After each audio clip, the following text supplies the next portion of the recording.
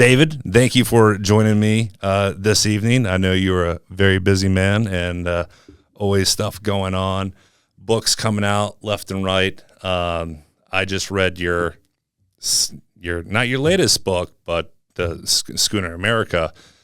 Very good read. I learned quite a bit. I hate to say it. When years ago, when I was doing the schooner races and I saw America 2.0 and I started learning about America and then the whole America's Cup, I had no clue until I was maybe 20 that the America's Cup was named after the schooner America.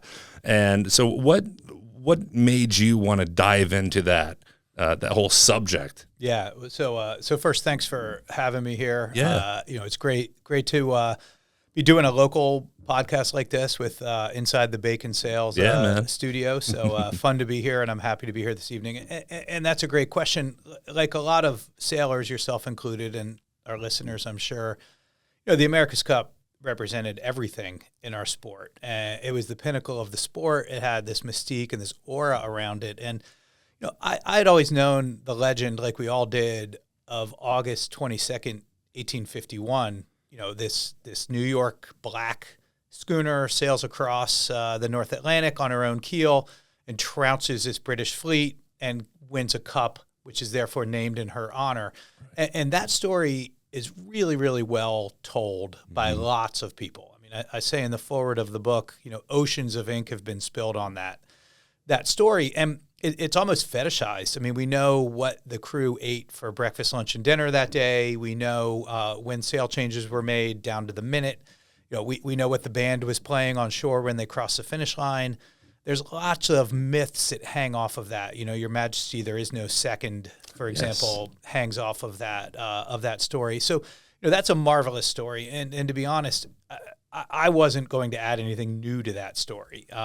That's been told from a lot of different angles by researchers and writers more talented and with deeper historical pedigrees than myself. So, I was more interested in what happened next, what happened after that race. And when you look at that book and the way it's structured, you're through that 1851 race, maybe 5% of the way into the book, and that 1851 race is over. And the rest of the book is about what happened next. And, it got very colorful, as you know, because you've read the book. Sure.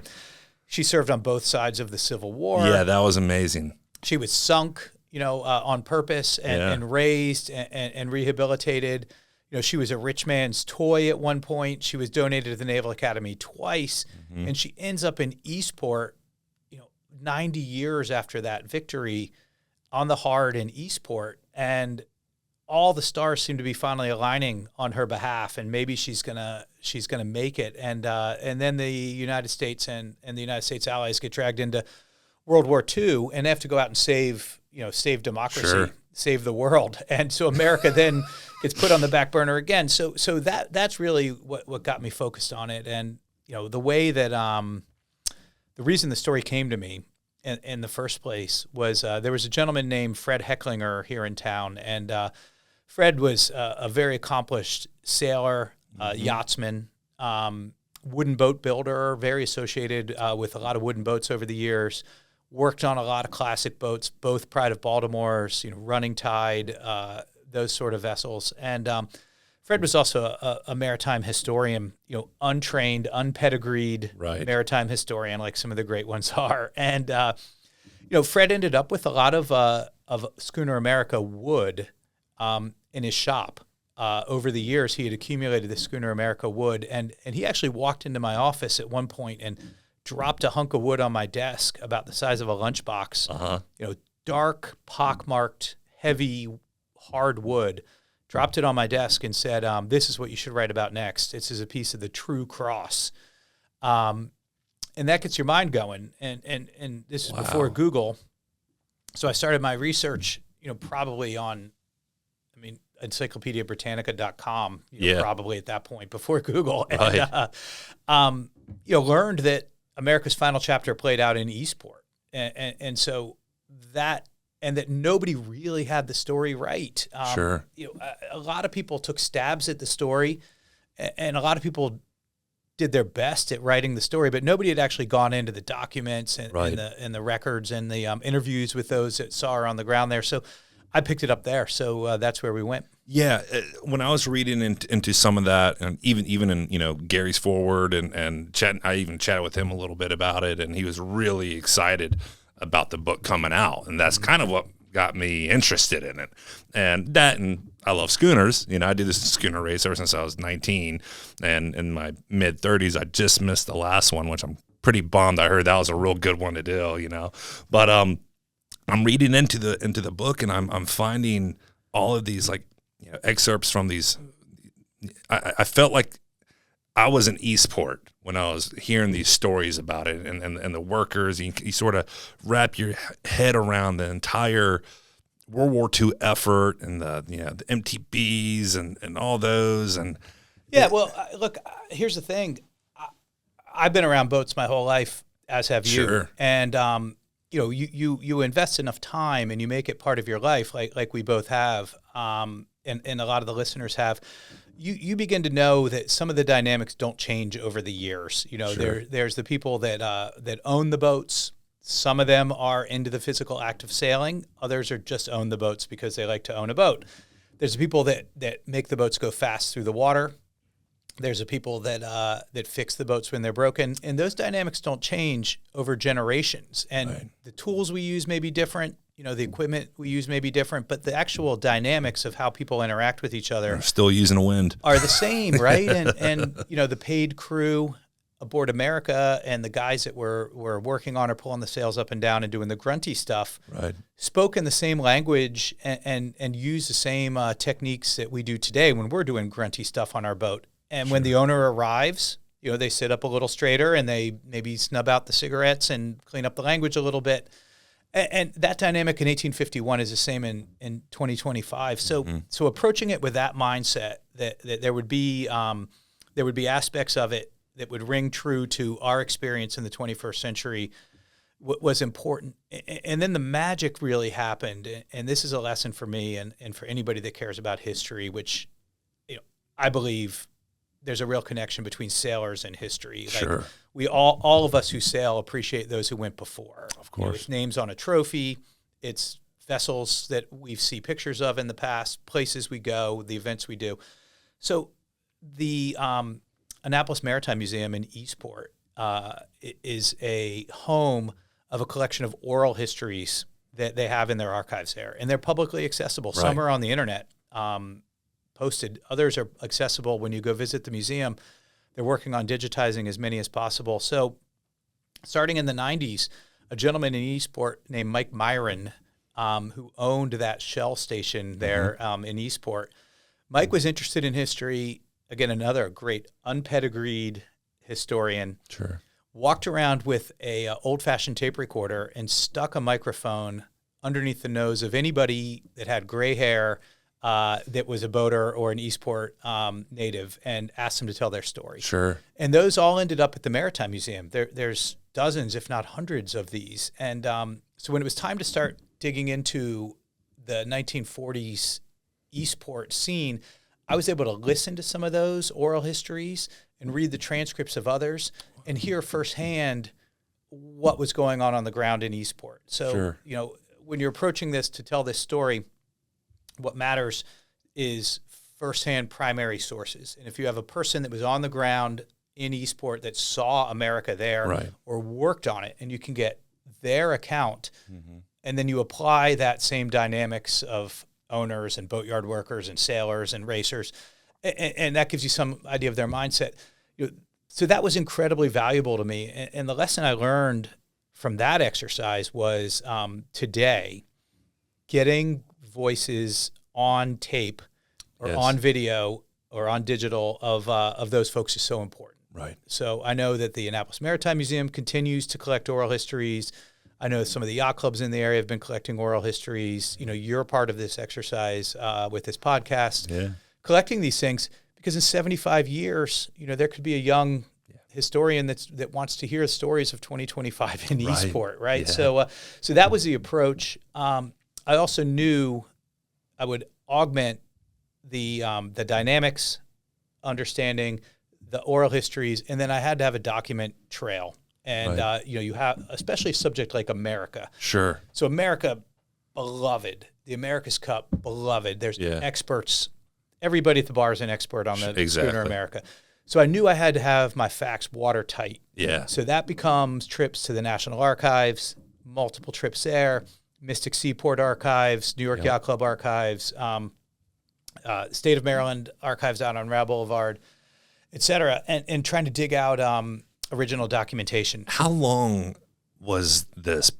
I'll call it a project, essentially. Yeah. How long? I mean, we're talking a couple decades at least. Yeah. Well, we have a great phrase in business jargon that I like. One that I actually like is "boil the ocean," right? And that means you have a good cause, and you have a mission, and you have a goal, but it's too big of a project, right? And it's impossible to do. And you can apply all of the resources you have against it, you're never going to be able to accomplish it, right? So as a young man who had never written a book before but was endlessly fascinated by this, I started boiling the ocean on this project. So in the late 90s, absorbed these oral histories, collected these documents, began applying some critical reasoning to it based on my experience as a sailor.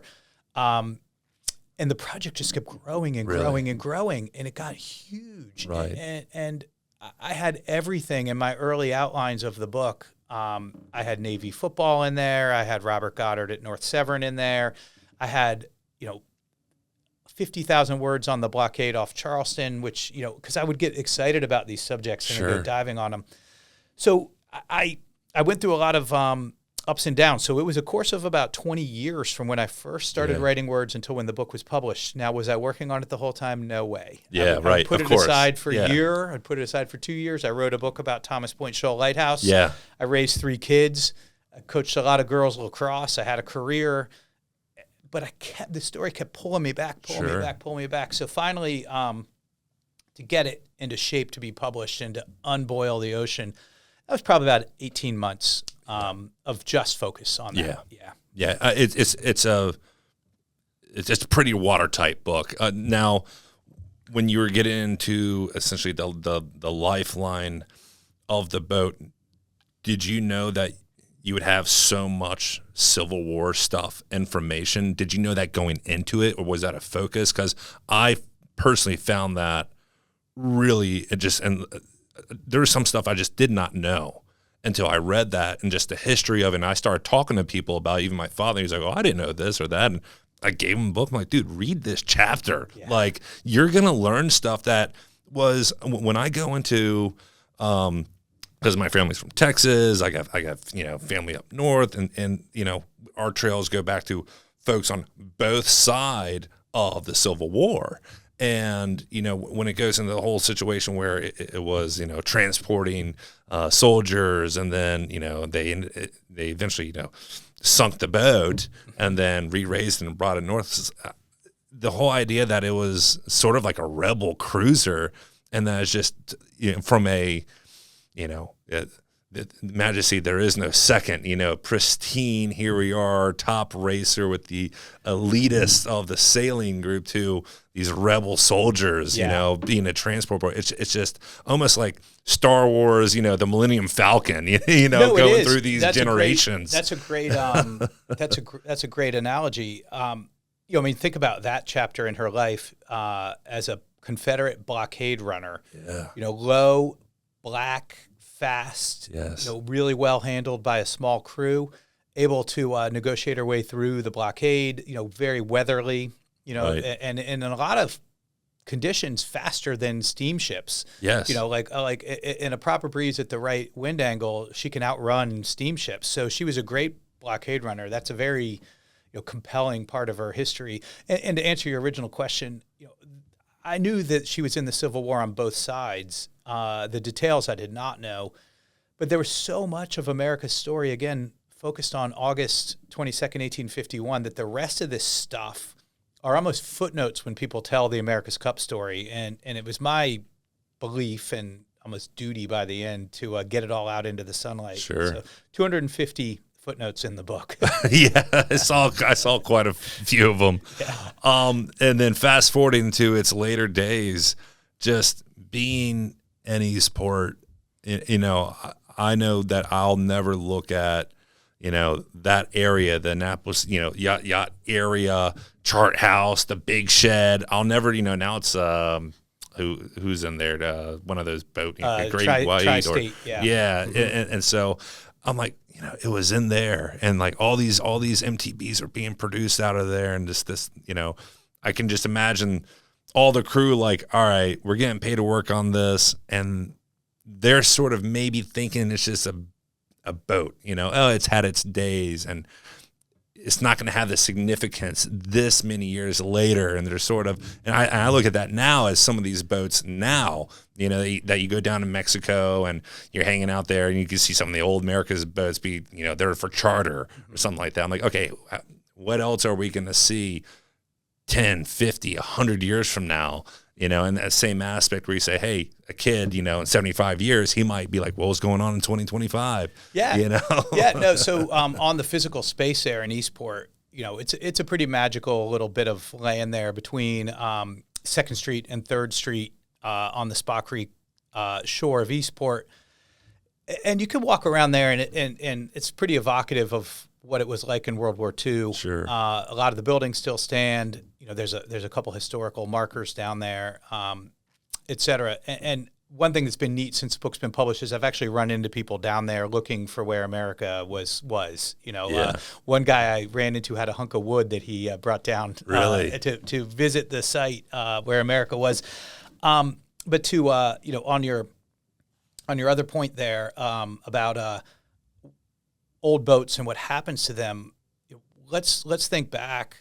Coming out of the Depression, you know, your yacht yard workers, you know, the guys down there doing the job, they respected what America was. They knew what she was. But for them, you know, the world of yachting was a completely foreign thing. They understood building and working on workboats, because that's how you would feed your family. That's how you would make your money. They understood the prospect of building boats for the Navy, because that was steady work, that was a steady paycheck, that was a good client. Government money coming in, and it was tied to this great patriotic cause. Right. You know, after Pearl Harbor, you know, that was gas on the fire there for them. But the idea that you would spend money and resources and time on a broken down old yacht, you know, that culture wasn't really a thing in 1940, 41. You know, Mystic Seaport had just bought the Charles W. Morgan. They had saved Constitution up in Boston, so the group had put that together. But really nowhere else in the country or the world were they making such a conscious effort to save a yacht. Right. There was no effort to do that. So I think the guys on the ground probably got some laughs out of it. Yeah. Probably rolled their eyes a bit. Yeah. Probably thought that it was misguided and silly, and we should be building workboats and warships, not working on this yacht. Yeah. It's kind of like some of the boats around this place that Steve has laying around. And I'm like, hey, dude, we're going to get rid of this. And there's like a 36-foot A-scow that's won apparently like 3 nationals up in Michigan. He's like, you know what that boat is? I'm like, taking up parking spots. Yeah, right. Yeah, that's what I think. Yeah, about 5 slips there, dude, you know? Yeah, I mean, you know, in the book, I've got a great memo from one of the young Navy officers on the ground, sent it to D.C. and said that the space the schooner is currently taking up could be used to build one 110-foot submarine chaser were we to dismantle her and move her out of here. And the reply came back, no, don't. So I'm sure that, you know, the people responsible for building warships were looking at her through that lens. Sure. You know, money, time, human resources, and space were all being absorbed by this broken down yacht. How many pieces is she laying around? You know, that you know of. That I know of. So Lawrence Harchie was another one that consulted with me on the book, and he had seen America there as a teenager, and his uncle worked there on the ground. And Lawrence said if you took all the bits that are supposed to be America and put them together, you'd have a fleet of Americas. You know, there's a lot of wood out there in the world, and it's not my job or positioned to authenticate any of it. Sure. So if somebody hands me a piece of wood, I Yeah. say that looks like it is. Yeah, could be. Could be, and could be 1851, could be 1941. You know, I'm not going to venture a guess. Yeah. But the last thing you want to do is pop somebody's bubble there, Sure. right? And there's no way to authenticate it. But I do know a lot of the wood from America went out into the community. Right. You know, every time an admiral or brass would show up, the owners would break off a hunk and hand it to them as a keepsake. The workers were pulling bits out all the time. Yeah. You know, that's kind of a fun part of the story. Legend has it we still have some of the sales for it in the warehouse, you know, at full price. Yeah, there you I always go. wondered what happened to those sales, but, you know, back then it was like tires on a car, you know, sales done. You're going see ya. from- You know, back then they were maybe cotton or some sort of canvas, you know, Dacron maybe wasn't really a thing. As it is now. Well, I'll leave this for you on that subject is, you know, when she came over from the Naval Academy to Eastport in December of 1940, which is the opening scene in the book, there was a lot of material that was left behind at the Academy, right? Mm-hmm. Presumably the sails, lots of the running rigging, you know, lots of the fittings, Sure. perhaps even the inscription plate that's been missing. You know, but she came over here very stripped down into Eastport. So presumably that was stored on the yard or at North Severn, and there's no sign of that. Yeah. And I've talked to, you know, the commandant of the academy at one point was a high school friend of mine, and I talked to him on the subject, and lots of folks that worked in the sailing program over there who we know, and nobody seems to know where this material ended up in 1940. Yeah, who knows? Probably at North Severn behind a locked door somewhere. Yeah, right. Yeah. Someone's going to open it up one day. What is this, a tarp? Yeah, it's going to end up in the trash. Building? Yeah. Yeah. So you wrote this book. Your first book was the Thomas Point Lighthouse. I haven't read too much into that one, but, you know, our buddies, Ron Katz and friends, they own the Baltimore Light. What sort of went into that? Just a historical landmark, or just driving by, you know, riding by it all the time, you know, growing up, or just something? It's just that landmark. They said, you know, someone needs to get into this a little bit. Yeah, great question. So I was involved, you know, when I was the editor at Spin Sheet. I was involved in the handover from the lighthouse, from the federal government to the group that owns it now. This is Thomas Point Lighthouse, right? So the city, the county, the U.S. Lighthouse Society, and the Annapolis Maritime Museum is a consortium. And I was the MC of that handover down on the city dock in 2004. And at the time, I just thought somebody should write a book about this lighthouse. Like, it's beloved, it's iconic, it's got this incredible history, it's coming up on its 150th anniversary. Sure. There should be a book out there, and but there wasn't. And at the time, I was in my early 30s, and I looked around and I said, somebody else should write a book about this. Like, one of these lighthouse experts. Yeah. Like, and I even pointed at it, and I was like, that woman is the historian of the U.S. Lighthouse Society. She should write this book. Or, you know, one of these lighthouse experts should write the book. And I kind of shelved it, you know, and 2019, 15 years later, nobody had written that book yet. Right. And I was in the process of boiling the ocean on the schooner thing, and I was at a really not a good spot where I had a massive body of research, no form to it. And I said, I'm going to pause this schooner thing, and I'm just going to write the Thomas Point Shoal Lighthouse book.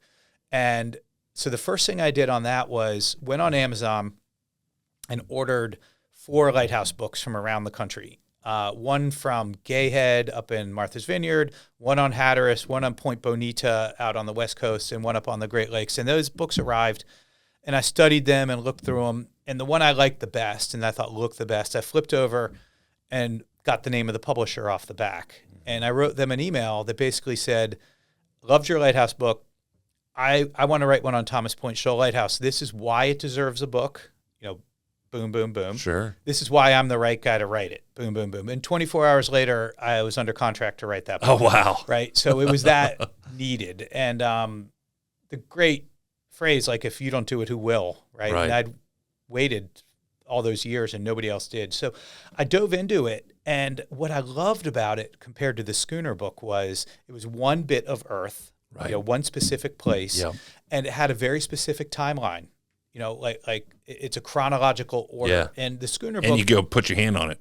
you go put your hand on it, right? And the schooner book, had all these rabbit holes, blockade at Charleston, Yes. the DuPont family, General Benjamin Butler, lots of rabbit holes you could go down. President Roosevelt's sailing career, whatever. Sure. The lighthouse was the lighthouse. And so I made a little rule. It was almost like a writing exercise. I made a rule that said if I'm ever more than 5 miles away from the lighthouse, I need to get back to it. And the way this came true was I found myself in Antietam on the Bloody Lane, where the first keeper of the Thomas Point Shoal Lighthouse was a young man wounded at the Battle of Antietam on the Bloody Lane, serving the state of Delaware and the Union. And it became a really fascinating story. And I started going down that rabbit hole, and I was walking the steps of the Delaware regiment that he was in, and I was trying to get the whole story and get the vibe. And I stopped myself, and I was like, I'm way more than 5 miles away from the lighthouse. This is 2 sentences in the book. Right. This cannot be a chapter. This cannot be. It needs to be a snippet. It's 2 sentences. So I got in the car and I drove back to Annapolis, and I was like, back to the lighthouse. And it turned out to be a brilliant writing exercise. Sure. Because I was able to crank that one out in a matter of months, because I was disciplined enough that when I got a snippet of the story, drop it on that timeline. Right. It's inside 5 miles. And just go. And so I love that opportunity. And, that lighthouse and I now have a connection. Sure. It's more than just sailing by it as a kid. Yeah. And I love it. And I got to, hang out with Jimmy Buffett out there. I there. was going to say, our boy, he was, that was cool. That was 2021. So it was 2020, October 2020. Yeah. So, and we've got the 150th anniversary coming up in a couple weeks. It's November 2025 right now. The actual literal lighting of it was November 20th, 1875. Wow. So we've got the 150th anniversary coming up. We've got some exciting news about some stuff going on that's going to be announced simultaneously with that. And, I feel really blessed to be part of that story now. Are they going to have you as sort of like the MC, the guy the director of the party or whatever happens? We're having an event. We had a fundraiser this past summer. Yeah, I saw you. Yeah, I was the MC for that, which was awesome, really cool. And then we're having a smaller event, but it's open to the public at the Annapolis Maritime Museum on the 23rd. And we're going to have a reenactor that dresses up like Fresnel, the man who invented the lens, the Frenchman. He's going to dress up as a Fresnel and tell the story of the lens. And I'll be the MC of that as well. Oh, how cool. Yeah. 23rd. At November 23rd at the Annapolis Maritime Museum. Got it. Yeah, so a couple weeks away. Yeah. And if you're listening, if you've never been to the Annapolis Maritime Museum, I highly recommend it. It is not just a wealth of information if you're into history and sailing, but just to see how Eastport was. It wasn't how you see it now with all these yachts and these really nice houses. It was a working town. And, there's still a lot of that in there. You go to the boatyard, you sort of still feel the history. You think of, I remember Marmadukes, and I remember some of those older bars back in the day, and seeing that generation is still kind of lingering. You still get that spirit of, old school Eastport, and the Maritime Museum really puts a lot of that in there, old and new. And I forget the gentleman's name. He's a historian. He wears a bow tie. Really smart guy. I think he was on MPT with Pete Lesher. I think that's him. Yeah. He's Chesapeake Bay Maritime Museum in St. Michael's. Yeah. He's great. He's the real thing. Yeah, he's like an encyclopedia. Yeah, but the Annapolis Maritime Museum is thriving. I recently joined the board there, and getting involved in a couple of different aspects there. And that museum's a very special place. Sure. And all of us that care about boats and the bay and the ecology of the bay and the history of the bay, that's a great place to put your support. Yeah, my friends got married there. Oh, they're going to kill me if they listen to this. I forget what year it was. But I was in the wedding. I know that. We were there, and they're like, wow, look at all this oyster information, all these. I was like, yeah, guys, it's more than a wedding venue. It's So the lighthouse is sort of, you did the book, you did the lighthouse. Obviously, you have some background in journalism, and I know that you have a lot to do with Spin Sheet, which is one of the probably the best local magazine, not just in Annapolis, but in the Chesapeake Bay region. They have Spin Sheet, Prop Talk now, and Fish Talk now. But for all the sailors, you open up page 1 Spin Sheet, there's Bacon's, Right. So thank you for the support. Yeah, of course. Now, are you still part of the Spin Sheet, or is it more because it's Mary and then So the Spin Sheet story was I grew up sailing here on the Chesapeake Bay, and Mary Iliff at the time, Mary Ewenson now, was a sailing buddy of mine, and we knew each other, and we raced on the same boats, et cetera. And we ended up starting Spin Sheet in our mid-20s. It was a bootstrap, it was just us. It was the two of us. And, every cent we made, we put back into the magazine. And we had a real pure vision of what we wanted the magazine to be. So it was just sailing. It was not any crossover. There would never be anything but that. We had a vision that we weren't going to teach people how to sail in the magazine. How to trim your boom vang, you can find that somewhere else. Yeah. And it was going to be packed with names and faces. And again, this was pre-internet, or very early days of the internet. So it was going to be packed with names and faces. And you're too young to remember this, but I know your dad remembers this, and some of the listeners probably do too. It was hard to get race results in that era. So you would spend all weekend racing, and it would be difficult to find out what you did, and people would there'd be faxed race results and right. that sort of thing, or you would get on the phone. I remember people reading them off of a bulletin board at a yacht club. And so we became the centralized place that the race results were published. Got it. So names and faces and race results. And then on the business side of it, there wasn't a lot of great platforms for our wonderful marine industry to advertise. Sure. You could buy ads in the national magazines. Right, yeah. But you were wasting money on clients that you would not be able to right. serve. Yeah, you're dealing with people in California. Michigan. It's... You could buy ads in the local newspaper, and they certainly would take your money, but you're paying for 100% of their readership, where only 5% are actually your potential customers, sure. right? So we wanted to make a platform where our great marine industry could find their customers and their potential customers. And so I was the editorial side. Mary was the ad sales side. And we put our heads together and started it. I did the first few issues on my kitchen table in Eastport, wrote pretty much the whole thing. Yeah. Mary went around and sold ads to a magazine nobody had seen before. And we got it going. And I was there through 2007. And I wanted to move on and try to be a little bit heavier into internet stuff and a little bit heavier into digital advertising. And so we had, Mary bought my half of the magazine at the end of 2007. So I've stayed on. They're nice enough to keep me listed on the masthead as founding editor, which is great. Anything I write freelance-wise, I'll send it to them. Sure. And they're nice enough to publish it, my sure. funny history stories or whatever.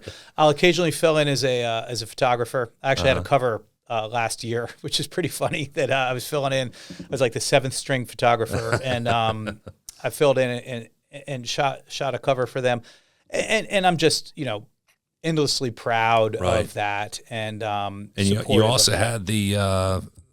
what was it called? The crew finder parties. So crew listing parties. Yeah, the crew listing parties, yeah. Massive. And we actually stole that idea from Latitude 38 out in San Francisco. Right. Pioneered that, and we just kind of put a Chesapeake Bay spin on it. So, to me, of the things I've done in my creative life, co-founder of Spin Sheet, co-founder of Prop Talk, is something I'm deeply proud of. And, the way they have helped the community, have helped the marine industry, brought people into the sport, promoted the sport. And, so I don't have any technical business connections with them anymore other than being the biggest fan. Yeah. Well, you, me, just about all of our customers, when the Spin Sheet gets re-racked or the new issue comes out at the beginning of the month, I think it takes about a week until we got to be like, all right, we got to put a whole nother stack up there. Whether if it's at Boatyard, I see the same thing, or you go down to your the local Safeway or one of these groceries that has it, it's you see them go pretty quickly. Yeah, people still love it. I believe, Mary and the team have done a good job switching things to digital. Mm-hmm. You know, they've got nice digital companions, emails, and social media channels, et cetera. But I believe that that'll be the last print magazine standing in the world. Yeah. Well, you know, it's when you're looking at print magazines, you know things are digital now. You know things are, Instagram ads, Facebook ads. But I believe the sailing generation, or just, the group, it doesn't matter what generation is, they still want a hard copy. I know when I go in the boatyard, I grab one, I sit right at the bar, and I just start going through it. And you're not the only one. So that's a magical thing. And then the portability of them, like how many times have you been down below on a boat on a delivery or during a delay, or when you're just down below because there's no wind and there's a copy of Spin Sheet there getting passed around? Sure. Like that was always on board the boat. Right. It was always in the nav station on a boat or in the galley or whatever. And then almost every bathroom I go into in Annapolis has a copy of Spin Sheet too. So, let's call it what it is. Yeah. So, I'm still a massive supporter and just deeply proud and appreciative of the advertisers and of course, happy to have been a little part of that project. Yeah, and obviously, Jeff, he passed away a few years ago, and I remember when that happened. It was obviously all of a sudden and a real heartbreak in the town. A lot of people knew him, and then the EWE Foundation was started after that, and it's still going strong. But what was your relationship with Jeff, and all that? Were you guys pretty good buddies? Yeah. Jeff, it was 5 years ago last month, was the 5-year anniversary of Jeff Ewenson, passing away suddenly at the age of 50. And, Mary remains one of my closest friends. Sure. And, it was my business partner's husband who happened to be an awesome sailor and an awesome guy and a funny guy and a smart guy and understood the dynamic that we had built at Spin Sheet. He was a Newport guy. He grew up there, but he knew exactly what the magazine was, et cetera. So, Andy was just a heck of a lot of fun to be around. Sure. He's always had a big smile, loved music, et cetera. So, that's close to my heart. I volunteer for the U Spirit Foundation at the boat show. I'll sit in the booth for that. My wife and I will financially support it as well. And then Mary remains very close friends. So so proud of what she's done. Yeah, we all are. She's a real good person, very humble in my opinion. She sort of lets the crew do what they got to do to make that magazine come out every month. And it is every month a magazine, which, I can't even wrap my head around how they pull that off. And they do such a good job. Yeah, it's a great crew. Every issue I pick up, I'm blown away at the caliber of it. So, the photographs, the print job, the layout, the writing, it's really first class. Yeah, and they're getting some really good photos, whether if it's from David Seitz or Jay Fleming. Will Keyworth. Ted Morgan. Yeah, sure. Yeah, I think I even have a photo from Will's that they got of Steve and the crew on the Cal 25 during frostbite. I have it blown up, I said, hey, you mind if I, blow this up and put it at Bacon's? He said, yeah, go ahead, Before I let you go, so you got 2 books in, and I believe it was just past August, you just released the sort of the Army Navy background. So tell me a little bit about that. Yeah, so this was another one that remember my Boil the Ocean schooner thing. So just people like to, in my experience, people want to hear how'd you get the idea for the book, right? And I talked about the first 2. So the new book came out in August called Battles at Annapolis, and it's about the 2 most recent Army Navy football games that were played at the Naval Academy. So 1942 and 1893. And when I began to peel back the onion on those 2 games, I found not only were they incredible, like the players, the scene, how they came to be played in Annapolis, lots of just wild, interesting connections with them. And then you follow the players off into war. You follow the 1893 players into the Spanish-American War, where they do wild stuff in Cuba. Yeah. And you follow the 1942 players into World War II, where they become heroes and do wild stuff. So I began that, but the way that came into life was I was working on the Schooner America book, and you talked about how it has the vibe of Eastport and the scene in the 1940s. Sure. So part of that exercise was I went to the state archives out on Rao Boulevard, just outside of Annapolis, and got the Evening Capital newspaper, which is, evolved into the Capital, which is now I think they call the Capital Gazette. So it was the hometown newspaper, and in the 1942, it was the end-all be-all. It was the only source of news.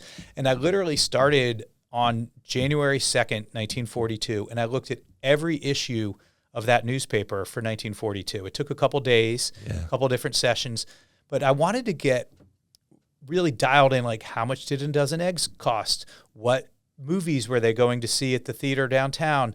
What scandals were happening in town? Because when I was writing this Schooner America in Eastport, I wanted to know what was being discussed at the dinner tables of the workers, right?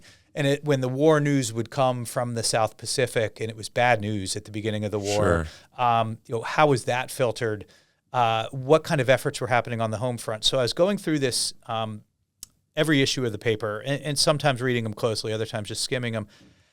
In late summer of 1942, I come to find there's this news of the Annapolis hosting the Army-Navy football game at the president's orders. And I was like, that's kind of weird. I didn't know that they played the 1942 Army-Navy football game at Annapolis. Right.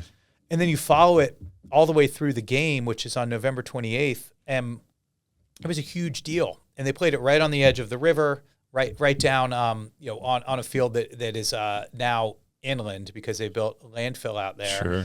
About 8,000 people came to the game.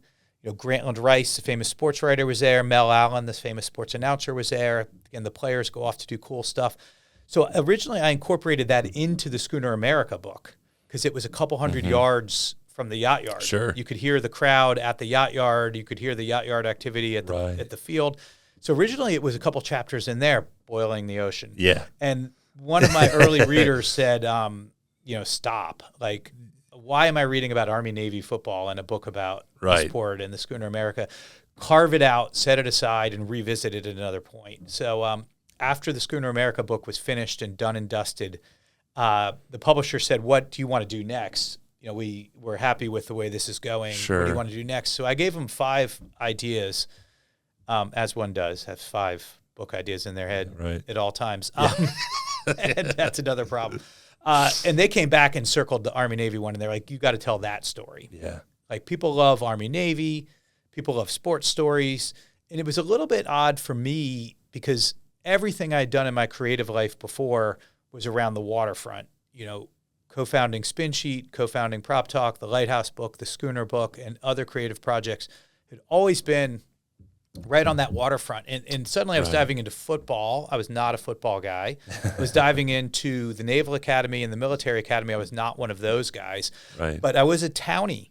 Sure. And so I write the thing through the eyes of a townie. What did it mean to have these games come to town? What would the experience have been like in 1893 and then again in 1942? So that book's out. It's called Battles at Annapolis. I guess my coup on that one was to get myself some Navy creds. Sure. I asked Admiral Tom Lynch to write the foreword, and Admiral Lynch was a 1963 captain at Navy, and he was Roger Staubach's center at Navy, and he became an admiral and later superintendent. So he wrote the foreword, which was a great creds. Yeah, that's great. And then the football side, I was lucky enough through some sailing friends to get the draft in front of Coach Bill Belichick, and who was an Annapolis native. Yeah. 8-time Super Bowl winner. Sure. And, we all know that name. Yeah. So Coach B was able to give me a nice publicity blurb, which is on the front cover. So, my name, which means nothing at Naval Academy or football circles, bracketed by Belichick's and Lynch's, that's my hope there. Well, your name certainly means something in this town, especially for local sailors. What's next? Anything upon the horizon we should be looking out for? Or are you still just, boiling the ocean, as they say? Yeah. So great question. And, every author or creative person, that's their favorite question. It's like the band that doesn't want to play its hits anymore and only wants to play their new stuff. Like, I get that now. Yeah. Even as a non-musician, I get it. So what's next? Like, I remain in love with the act of going sailing. Like, I still do. Like, I still crave it. And I know your listeners understand exactly what I mean. Like I still want to go sailing. Yeah. Like that's it. And on anything. Right. So like I have a busted up laser that we were just putting some West System, trying to fix a hole in it this past Sunday morning. My buddy and I, literally. At least you had good weather for it. Yeah, right. We picked the day. I have a busted up sunfish, which I've stocked a lot of the bits here at Bacon's to fix up that sunfish. I'm partners in Alarion 28, which we keep in Eastport. Is that the Express? Yeah. Beautiful boat. So, love that boat. So a lot of sailing, that's important to me. But on the creative side, I've got another book project in mind, and it's a pretty special one, and it to me, and I'm going to say this next phrase, and it generates eye rolls generally, but War of 1812, not the sexiest war, but on the Chesapeake Bay, a lot of cool stuff happened. Yeah. So that sparked my imagination. Wow. So that's probably what's next. Okay. It's a long answer to your question. Sure. Well, I'll certainly be looking out for it. And any other projects that are coming out of you, you seem to be sort of batting for 1,000 with them lately. Yeah, so like I got a lot of creative energy, man. Like, yeah. I say, some guys restore old cars, some guys play music in the garage with their friends, some guys play golf. Like, this is what I like to do. Right. This gives me dopamine. This gives me energy. This gets me excited to wake up in the morning. And it's a nerdy little corner of the world, but it's fun to find an audience. Yeah. When people read it, like you, and it means something to them. Sure. That's awesome. So I'm glad that I've found that, and I've been able to find a small audience for it. Awesome, man. Well, hey, looking forward to more. I know you're a busy guy. You got a lot going on. Let's see. David, where can folks find you on whether if it's if they're looking on Instagram or where are your plugs? Yeah. So I have a website that's somewhat static, but it's got info on all the books and where to buy the books and things, called davidgendellbooks.com. Gendell with 2 L's. So that's out there. I update that when new things happen with the books, et cetera. And then I'm probably most active on Instagram. Yeah. It's D Gendell with 2 L's. It's a public account. That's a mixture of my art photos, some photos of my kids, and then book-related stuff. So if you can... You're a family man. A family Just man. Like me. Yeah, exactly. And they had to grow up with all this at their kitchen table. You can imagine how that went. But, Instagram's probably the best spot. Thanks for asking that one. Awesome, buddy. Well, hey, I'm done. I just wrapped up Schooner America a few months ago. I'm probably going to dive into the Lighthouse, and then I'm going to hop on the Army-Navy one.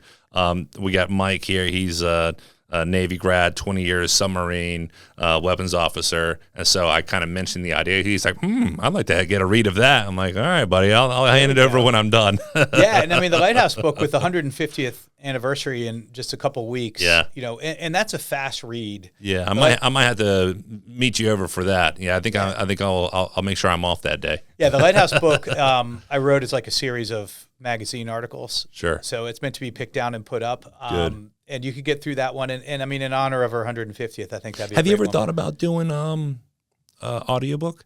I've not, no. Yeah, because you have and I've always said, whenever I do read a book, it's always, for instance, who was